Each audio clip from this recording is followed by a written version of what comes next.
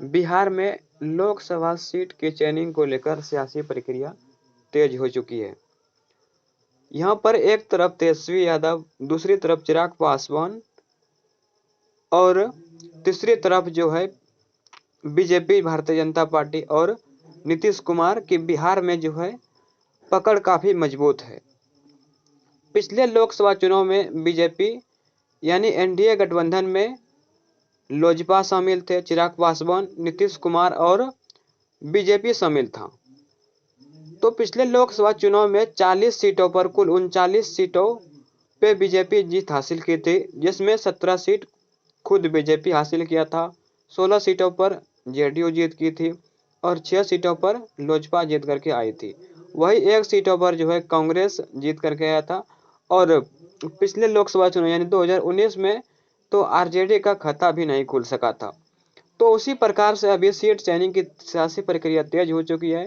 फिलहाल चिराग पासवान अभी एनडीए गठबंधन में शामिल है और उन्होंने जो है सीट की मांग भी कर दी है।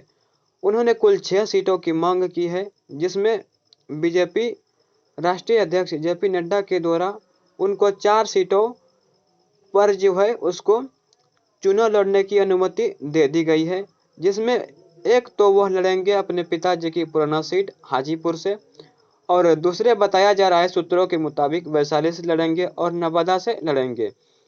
तो इस प्रकार से चिराग पासवान तो हाजीपुर से चुनाव लड़ेंगे ही। अभी उन्होंने 6 सीटों की मांग कर रही है, लेकिन राष्ट्रीय अध्यक्ष के द्वारा अभी 4 सीट ही उन्हें दी गई है।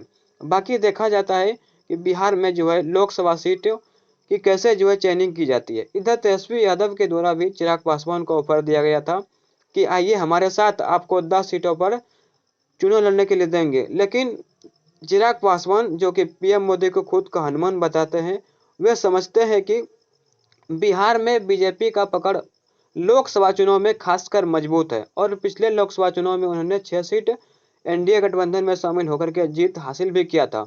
तो उसी प्रकार से इस बार भी जो है चिराग पासवान बीजेपी के साथ ही चुनाव लड़ेंगे और अपने वो पिताजी की पुराना सीट हाजीपुर से तो वो चुनाव लड़ेंगे ही और वहां पर उसका पकड़ भी काफ़ी मजबूत देखा जाता है।